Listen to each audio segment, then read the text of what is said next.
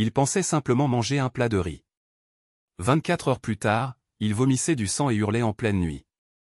Ce que cachait sa voisine va vous traumatiser. Au cœur du quartier populaire de Fièvre, à Cotonou, se dresse la Maison 22, un immeuble de 3 étages aux volets vert bouteille et aux murs passés par le temps. Dès le pas de porte franchi, un parfum d'épices flotte sous le porche, celui du riz au gras de Madame Zena, la restauratrice la plus en vue du coin. Chaque matin, on la voit glisser dans la cour, un balai tressé d'herbes sacrées à la main, prête à purifier les lieux. Le soleil n'était pas encore haut lorsqu'A.Y.O., un jeune coiffeur exilé de son village natal, franchit l'allée de la Maison 22. Il vient de signer son bail pour installer son salon de coiffure au rez-de-chaussée. À peine les papiers signés, une voix chaleureuse l'interpelle. « Bienvenue, mon fils. Prends ce balai, il te protégera des mauvaises ondes », lance Madame Zena, un large sourire aux lèvres et l'œil brillant d'une bonté feinte. Le balai, aux fibres étranges et à la douce odeur d'aloès, ressemble à un talisman. Quelques instants plus tard, elle offre aussi une assiette fumante de riz au gras, riche en oignons frits et en bouillon épicé. Les autres locataires ont appris, on ne refuse jamais un des cadeaux de Madame Zena. Pourtant, au moment où A.Y.O. s'apprête à prendre le balai, sa mère, Madame Yewand, surgit dans le hall. Femme pieuse aux pas assurés, elle pose une main ferme sur l'épaule de son fils. « Mon fils, ne lave pas ton seuil avec ce balai, et surtout ne mange pas ce riz aujourd'hui. Laisse-la à sa générosité. » Un frisson glace l'échine d'A.Y.O. Refuser un présent rituel de Madame Zena est un pari risqué, il sait combien la restauratrice gère son petit monde d'une main de fer. Pourtant, obéissant à l'intuition de sa mère, il dépose balai et assiette devant sa porte, ferme le clapet du couloir, et soupire, conscient d'avoir brisé un tabou. Madame Zena, assise sur un banc de bois près de la fontaine centrale, observe en silence. Son sourire se fige. Les autres locataires, priés de se rassembler pour la réunion mensuelle, remarquent le froncement de sourcils de leur bienfaitrice. La tension monte, certains chuchotent, d'autres détournent le regard. Nul n'a osé offenser Madame Zena avant. Plus tard, dans la cour bondée, tous attendent qu'elle prenne la parole. Comme d'habitude, elle énumère les corvées de balai, les horaires de nettoyage, les petits services à rendre tout, sauf le mystère qui pèse sur les réussites de sa boutique de condiments. Les habitants acquiescent, sauf A.Y.O. Lorsqu'elle demande qui viendra balayer l'escalier mardi matin, il lève la main. « Je ne pourrai pas, dit-il d'une voix calme, j'ai un rendez-vous important pour mon salon. » Un silence de béton s'abat. Les regards se tournent vers lui. Madame Zena serre les mâchoires, mais ne dit mot. Personne n'a jamais osé la contredire en public. À cet instant, A.Y.O. ressent la fracture, il a lâché la première goutte d'eau sur une muraille invisible. Les anciens, médusés, échangent des regards inquiets, va-t-il regretter ce défi, murmure l'un d'eux.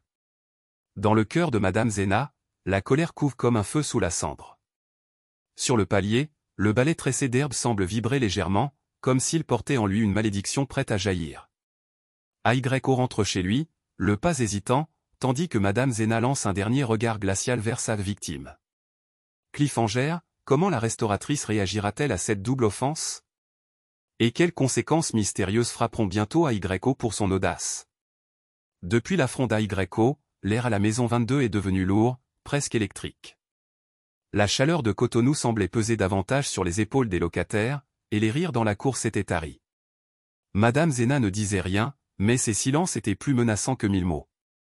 Ses filles, d'habitude joviales, passaient désormais sans saluer, et sa porte restait fermée plus souvent que d'habitude. C'est dans cette atmosphère étrange qu'arriva Femi, le cousin d'A.Y.O., étudiant à l'université d'Abomey-Calavi. Grand, curieux et gourmand, il débarqua un samedi avec son sac sur l'épaule et un sourire contagieux. « Donc c'est toi qui défies la fameuse Zena ? Franchement cousin, tu regardes trop les films. » plaisanta Théil. Malgré les mises en garde d'A.Y.O. et de sa mère Yewand, Femi était bien décidé à ne pas croire aux superstitions. Le soir même, alors qu'il attendait A.Y.O. sur le banc de la cour, une des filles de Madame Zena s'approcha avec un sourire mielleux. « C'est toi, Femi ? Ma mère a entendu que tu étais là. Elle t'a préparé une assiette spéciale. C'est du riz au gras, tout frais. » Femi hésita, puis prit l'assiette. Il ne mangea qu'une cuillère. Juste une. Quelques heures plus tard, alors que la nuit tombait, un cri strident résonna depuis la chambre d'A.Y.O. Il se précipita, Femi était en convulsion, les yeux révulsés, le corps couvert de sueur. Il hurlait des phrases incompréhensibles entre deux spasmes. Le feu, les ombres, elle me regarde, elle est dans la marmite. En parallèle, AYO ressentit une douleur étrange dans le ventre, comme si quelque chose brûlait en lui. Il tomba à genoux, suffocant. Madame Yewand accourut. En voyant les deux jeunes au sol, elle poussa un cri de panique. Malgré les efforts des voisins, les médecins de la clinique du quartier ne purent expliquer les symptômes. Fièvre foudroyante, dirent-ils. Aucun médicament n'eut d'effet. Face à l'impasse, Madame Yewand prit une décision radicale. Elle refusa l'idée d'aller voir un marabout, comme le proposèrent certains voisins, et appela à la hâte le pasteur Kofi, un homme de foi respecté pour ses délivrances spirituelles. Ils ne sont pas malades, ils sont attaqués, déclara-t-il après une courte prière. Quelqu'un leur a tendu un piège spirituel à travers cette nourriture. Pendant ce temps, chez Madame Zena, les murs vibraient de murmures. Derrière ces rideaux, elle observait la détresse d'Aigreco et de Femi, un sourire glacial aux lèvres. Autour d'elle, ses filles riaient en silence, comme si une victoire venait d'être scellée. Le lendemain, Aigreco et Femi furent conduits dans la petite église du pasteur Kofi. Il posa les mains sur leur front et entama des prières intenses. Les corps des jeunes se mirent à trembler, à transpirer abondamment. À un moment, Femi hurla, puis vomit, du riz noirci, imbibé d'un liquide étrange. Aigreco suivit, crachant à son tour une substance gluante, mêlée d'arêtes de poisson. Le pasteur leva les yeux. C'est plus grave qu'on ne le croyait. Quelqu'un a tenté de prendre leur destinée par l'alliance de la nourriture. Mais leur foi est plus forte. Cliffhanger, la guerre spirituelle est engagée, mais Madame Zena sait qu'il lui reste une carte à jouer. Jusqu'où ira-t-elle pour conserver son pouvoir? Dans les jours qui suivirent la délivrance d'Aigreco et Femi, une atmosphère de stupeur et de malaise s'installa dans la maison 22. Les locataires chuchotaient. Certains, qui avaient toujours admiré Madame Zena, commencèrent à se poser des questions. Les anciens évoquaient les malheurs inexpliqués, un enfant tombé malade sans raison, une femme ayant perdu son commerce du jour au lendemain, des locataires morts subitement. Tous avaient un point commun, ils avaient mangé la nourriture de Madame Zena. Le pasteur Kofi, bouleversé par ce qu'il avait vu, décida de ne pas en rester là.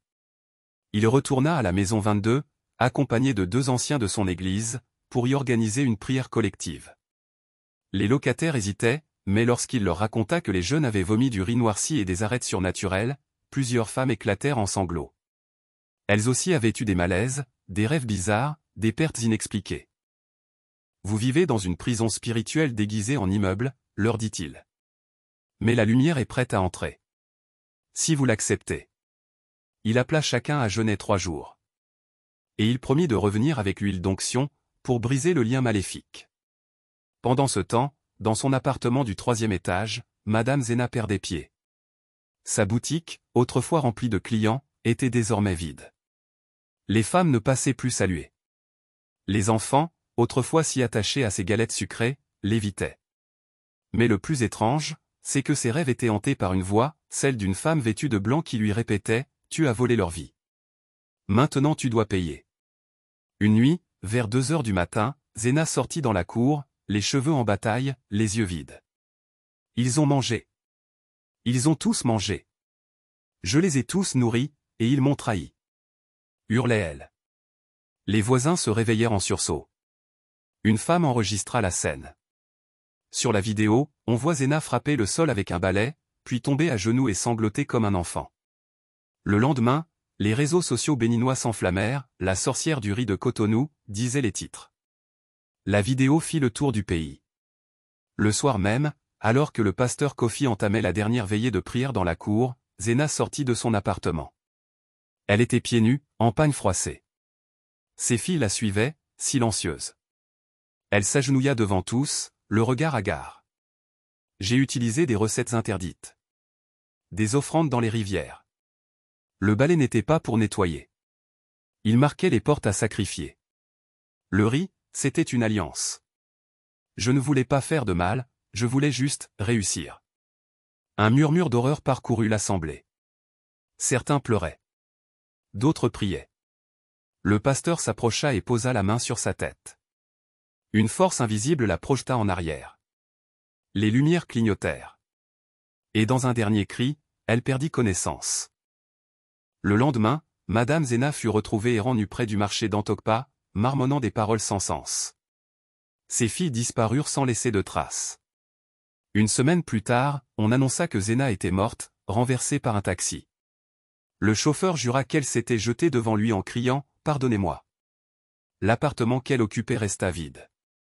Aucun agent immobilier n'accepta de le relouer. AYO, lui, rouvrit son salon. Femi réussit ses examens. Madame Yewan fut célébrée comme une femme de foi.